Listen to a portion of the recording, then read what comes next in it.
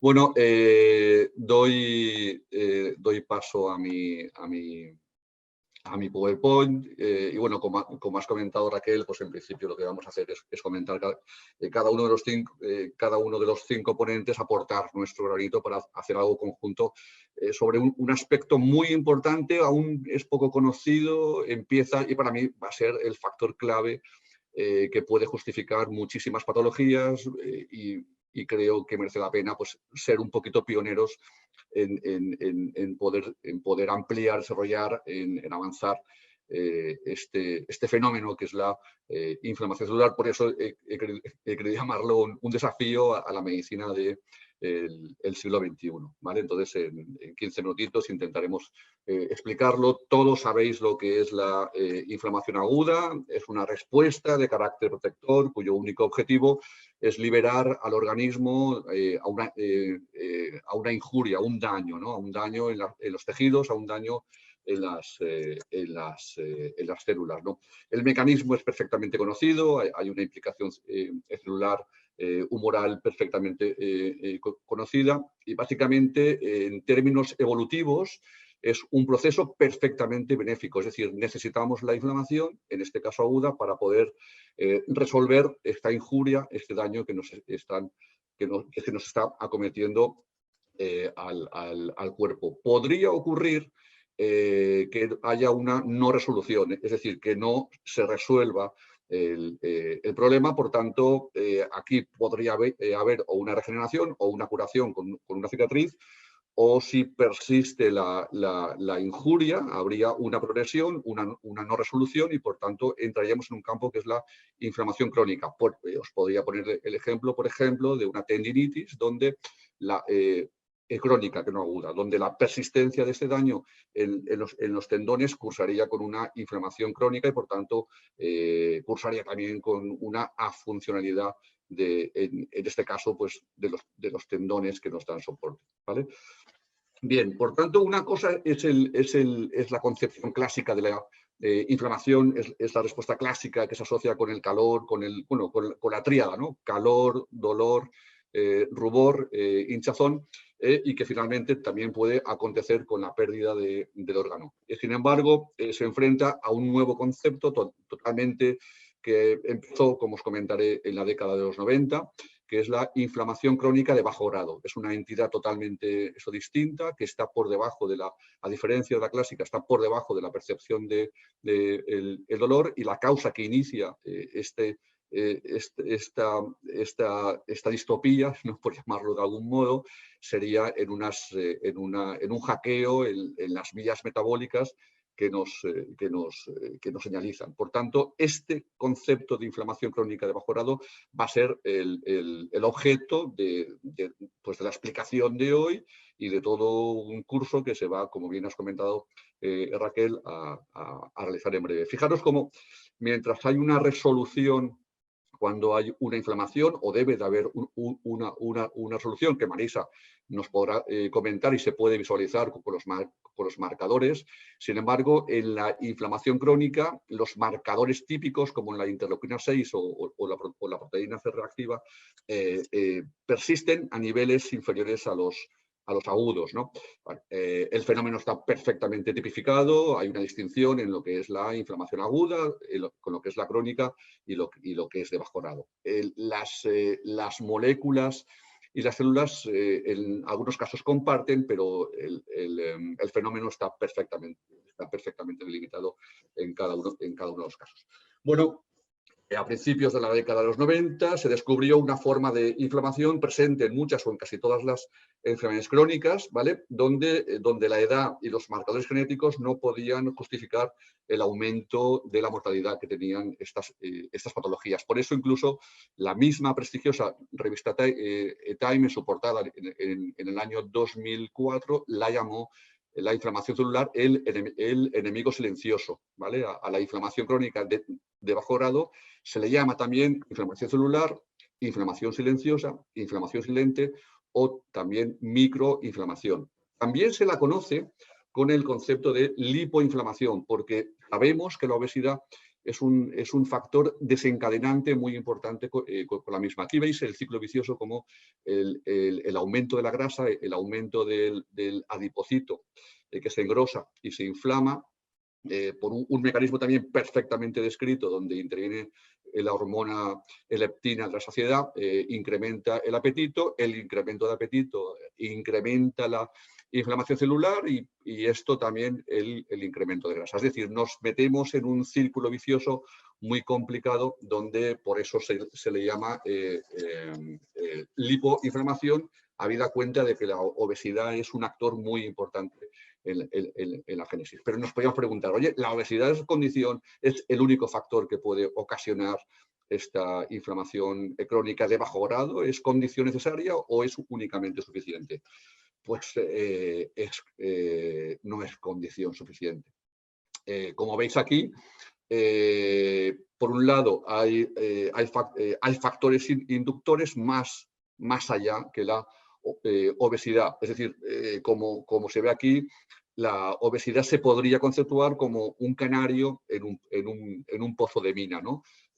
Donde se pueden apreciar factores mucho más allá, que son muy dependientes del estilo de vida. Por tanto, para mí es mucho más adecuado el concepto de la metainflamación, mucho más, porque abarca mucho más que la lipoinflamación, ¿no?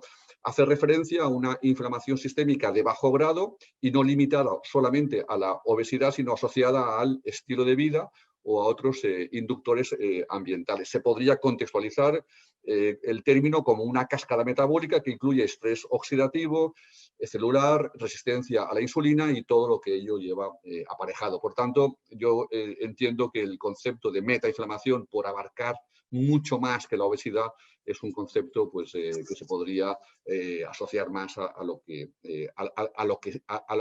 en sí tiene de importancia, estilo de vida. Por tanto, habría que definir qué es estilo de vida.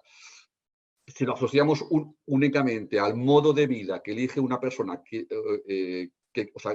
quiere vivir, y no tenemos y el concepto ignora determinantes sociales, económicos, ambientales y otros tan profundos como estos, es decir, si le metemos la culpa al individuo, pienso que hacemos un flaco favor, ¿no? Por tanto, yo creo que el estilo de vida tendría que tener una visión más holística en la comprensión de la causa de la enfermedad, donde para mirar el culpable o la causa de la enfermedad, no, más que ver la causa, habría que ver la causa de la causa o incluso la causa de la causa de la causa. Esto es muy interesante, como ahora veremos, para comprender el origen de las patologías que se llaman enfermedades crónicas no transmisibles, ¿vale? Que es la lacra que vivimos actualmente. Por tanto, esto es la causa de causas. Y llegaríamos al concepto también de antropógeno, que son los entornos creados por el hombre, sus subproductos y estilos de vida fomentados por estos, algunos de los cuales pueden ser tan perjudiciales que puedan justificar la metainflamación y, consecuentemente, un montón de patologías crónicas que luego veremos que nos están asolando en la actualidad. Aquí las tenéis y, por tanto, podemos ver que si las enfermedades infecciosas son causadas por por un microorganismo, por una causa única, cuando hablamos de las patologías crónicas es mucho más complicado, porque es un montón de causas, un montón de capas las que pueden ocasionar estas patologías a nivel de niveles. Por tanto, podemos apreciar que hay factores de riesgos que me ocasionan, como la obesidad, que me ocasionan la metainflamación y consecuentemente las distintas patologías, pero hay causas de causas donde hay que mirar aguas arriba para ver que también el estilo de vida me está conduciendo, en definitiva, a esta metainflamación y consecuentemente a las distintas patologías. Os pongo un ejemplo para que entendáis esto, y es que la inflamación sistémica entre las distintas patologías, unas de ellas que se justifican son las cardiovasculares, ¿vale? Como veis aquí. Bueno, pues hablando de de las distintas capas que puedan justificar una determinada patología cardiovascular, estarían los factores de riesgo, que serían las capas más próximas, como el tabaquismo, la mala alimentación o el sedentarismo, como todos conocemos. Capas intermedias, por ejemplo, que ya harían alusión a la presión de los compañeros, a los entornos de la alimentación. Por ejemplo, cuando uno estudia cómo el tabaco se implementó en la guerra, como era un tema corporativista, ¿no? Además que es así, ¿no? El machito que tenía que fumar, ¿no? Y por encima de ello hay otras capas que tienen que ver ya con las políticas económicas y sociales. Si nos meten anuncios de lo bueno que es el tabaco o anuncios de lo bueno que es la cola, pues entonces aquí, aunque el individuo lo hagamos culpable de, en el fondo está vinculado a factores, como veis, que son pues, esto más superiores, ¿no? En cuanto a la teoría monocausal que todos conocemos, hemos resuelto las patologías infecciosas, por ejemplo, en neumococo, que causa una neumonía, básicamente con la teoría de los gérmenes, mejoras de salud pública, de higiene, inmunización, con los antibióticos. Sin embargo, el paradigma monocausal, como aún vemos con cáncer, es buscar un culpable, un único culpable. Y casi siempre estamos buscando el gen que sea el culpable, por ejemplo, el culpable de la inflamación, porque buscando el culpable podremos recuperar el gen que me causa ese daño, o incluso el único fármaco, como indica en la revista de Harvard. O sea, buscamos AINES, antiinflamatorios, para resolver un problema que es mucho más gordo. Para mí, esta teoría es muy simplista, muy reduccionista, y creo que se equivoca de todas. Es muy buena para tratar una patología infecciosa, y creo que es muy poco resolutiva a la hora de poder resolver toda esta lacra de las patologías crónicas que ahora que nos envuelven. Por eso pienso que es mucho mejor recurrir a la teoría multicausal, en el sentido que el estilo de vida, el ambioma, que también se podía denominar, al final hay una serie de factores que conducen a esta inflamación sistémica. Básicamente, una dieta pobre, la glicación de los ácidos grasos esenciales debidos a los alimentos de elevado índice glucémico, resistencia a la insulina, disfunción mitocondrial, oxidación de las lipoproteínas, falta de ejercicio, sueño inadecuado, es decir, el no respetar el sueño, el fumar, el estrés crónico o los factores ambientales, entre otros. Por tanto, el paradigma es mucho más complejo. La biología de sistemas, por ejemplo, define perfectamente bien, que luego os pondré un ejemplo. Es decir, tenemos que pensar en redes, no podemos pensar únicamente en teorías monocausales, ¿no? Y la estrategia, en vez de recurrir a un AINE que está muy bien para no caer en una inflamación sistémica que me pueda complicar la vida, eso sí, pero como norma podemos recurrir, que sería objeto también de este curso, a las herramientas que nos proporciona la medicina integrativa a la hora de intentar resolver esta inflamación crónica de bajo grado, ¿no? Como ejemplo de ello os voy a poner dos, ¿no? Una parte, la inflamación sistémica, aparte de las patologías cardiovasculares, también están las oncológicas. Fijaros cómo las marcas distintivas del cáncer, el trabajo más importante que hay en cáncer es aquel que describió las causas por las que todos los tumores confluyen. Y al final los autores dijeron de que todas estas causas no ocurren si no hay un ambiente proinflamatorio. Inflamación crónica de bajo grado. Por tanto, la importancia que incluso tiene la génesis, o sea, el que haya una inflamación sistémica que pueda justificar las patologías oncológicas. De hecho, las marcas que se emplearon a 10, y ahora incluso como la microbiota también está influyendo, que sería un factor también muy importante a la hora de justificar. O sea, la disbiosis intestinal justificaría también, sería una parte de culpable en la inflamación silenciosa.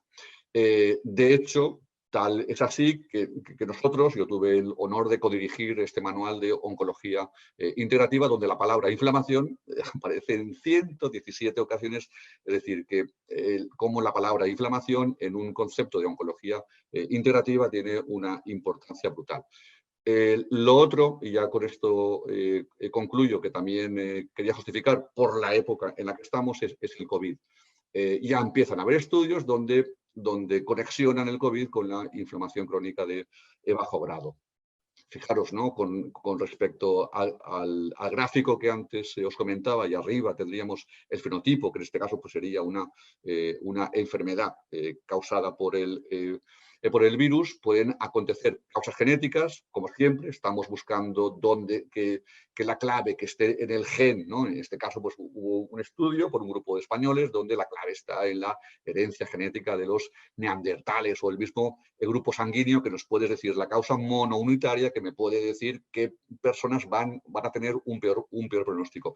Pero no podemos olvidar las características ambientales. Os he puesto un par de ejemplos, ¿no? Mantener un estilo de vida saludable es clave para superar el COVID. Esto, por ejemplo, afirma el endocrino, y esto está publicado en un montón de papers, ¿no? O por qué el estilo de vida actual atraerá más pandemias, más virus que el COVID.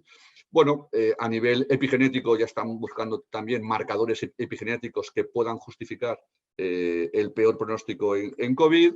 También a nivel de los transcritos del el DNA, y buscar también metabolitos que nos puedan servir de marcadores, que imagino que esto Marisa lo tiene perfectamente definido. Para que veáis que con esto, y acabo con esta diapositiva, lo que os quiero decir es que el estilo de vida actual, que es volver al estilo de vida donde la obesidad es un factor muy importante, es el que empuja en el tema de COVID o en el tema de cáncer o en el tema de las patologías autoinmunes, es el que empuja a que, mediado por un metabolismo aberrado, hackeado, me conduzca a una expresión fenotípica que me pueda conducir a un peor pronóstico en la enfermedad. Y por tanto, siendo que es así, que el estilo de vida y donde hay una mediación que empezamos a conocer y se puede justificar para cada enfermedad crónica no transmisible, la medicina integrativa, que ya sería objeto de la siguiente ponencia de la doctora Ana Moreira, puede justificar que en el caso del COVID pues podamos recurrir básicamente a la nutrición antiinflamatoria, que Elisa que nos va a hablar de ella, ozonoterapia, medir niveles de vitamina D, meter vitamina C, la planta medicinal, la aromaterapia, los hongos o la misma homotoxicología, entre otros, ¿vale? Por tanto, yo creo que el tema, para iniciarlo, espero que quede bastante claro, y ahora pues mis compañeros tendrán la ocasión de poder ampliar todo esto. No queda nada más que agradeceros, Raquel, a todos por poder hacer realidad este maravilloso YouTube y este curso. Quedo también a vuestra disposición. Un abrazo muy fuerte.